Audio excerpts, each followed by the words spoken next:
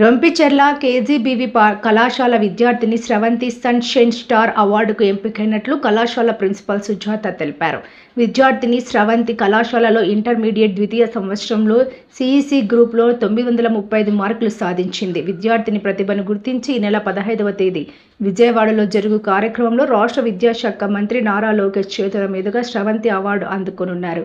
ఈ సందర్భంగా ప్రిన్సిపల్ సుజాత మాట్లాడుతూ తమ కళాశాల విద్యార్థి అవార్డు ఎంపిక కావడం గర్వకారణమన్నారు.